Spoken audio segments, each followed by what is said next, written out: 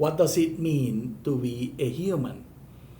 And for this, we are departing from the biblical notions that ground us on relationships. The self is a neighbor, and the neighbor is a friend, and a friend is the one who loves putting the other first. If it's not a friend, the other will not be placed first. And this relationship of love is framed in this context. And these are individuals who may or may not enter in battle, enter in a covenant, share a well, or marry each other's children. Now, of course, there are options. The evolutionary anthropology has the ideas of philosophy that come from evolution, the survival of the fittest. Listen to the definition of that philosophy. The one who is best suited to survive will survive the other. It is an understanding of humanity. Evolutionary anthropology is an understanding of humanity in conflict with each other, and also it's an understanding of humanity that frames cultures and people groups as being less developed or more developed, and development is understood as the capacity to survive. So, the society that has the nuclear bomb, it is assumed to be more developed because has more so-called sophisticated means to exploit the environment and to subdue the other. Very much contrary to the biblical idea of a neighbor. But this is a capitalistic evolutionary idea. And I am very much a part of that system. I benefit from it. I have a salary according to professorial standards for seminaries, which is less. I make less money at Fuller than I used to make at a School of Medicine where I taught religion. Yes, indeed. But still, I make more money than most people around the world, although most Americans make more money than most people around the world. In comparison, I am better off. I am a middle class citizen of the United States of America. So I benefit from this philosophical perspective that those who are more developed are worth more. Evolutionary anthropology contributes definitions of humanity where you will be seeking to develop people, and developing people means that they will have more things.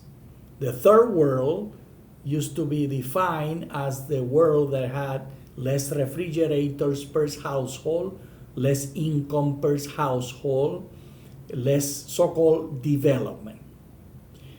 This is evolutionary anthropology. A definition of neighbor in conflict, in competition, in evolutionary steps. Some more developed, others less developed. Theological anthropology offers a different outlook. Here and now, for you and me, as in what do you value, is the question. What is important for you? Do you see as more developed the nation that has nuclear bombs? Or do you see as more developed the natives of the Amazon that if they were left alone and assuming everything continues the same, their lifestyle in their environment could continue in perpetuity? The natives of the Amazon and many other native groups have been surviving in dialogue with the environment where they take less than what the environment produces. The Western world, with its evolutionary anthropology, has assumed that we can take as much as we can because those that are better deserve more. And the survival of the fittest puts us in competition with each other. So the US, though it represents about 25% of the households in the world, on the developed world, in the household of the whole world, I think it's about 12%. We consume about 90% of the energy of the whole world because we believe we deserve it. We are more developed evolutionary. The survival of the fittest allows us to take more. Nobody can prevent us from taking it. In theological anthropology, we challenge this and we ask the question, here and now, for you and me, as in what do you value? What do you value about self? Meaning you as the object. In the ancient Near East, it was understood that the other has the value, and my value is in relationship to how I put the other first. In the capitalistic outlook, it is considered that whoever owns it deserves it. For the passages at hand, self as I is in otherness, meaning Deuteronomy 6 and Leviticus 19:18. Evolutionary anthropology tells us that we are machines. I am quoting Dawkins, built by DNA whose purpose is to make more copies of the same DNA. This is exactly what we are here for. We are machines for propagating DNA. And the propagation of DNA is a self-sustaining process. It is every living object's sole reason for living. It is fascinating to me that Richard Dawkins assumes that there is a design in nature outside of assuming there's a designer. So he takes the design that we are here for propagating DNA packages, he takes it from a place where there's no designer.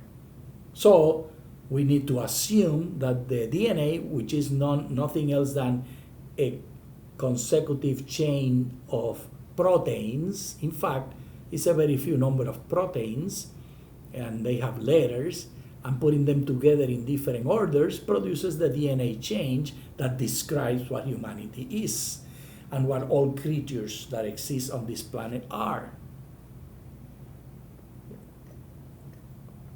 Richard Dawkins assumes that it is a given that there's a purpose. This purpose need not be assigned by a person. This purpose is assigned by the existence. So it's a circular argument. Of course, the Christian argument is also circular. God is the designer and the purpose is being in God and in relationship with the other, and being in relationship with the other is defined by being in relationship with God, and being in relationship with God is defined as being in relationship with the other. It's also, all arguments of origins are circular because we cannot unpack them on a lab.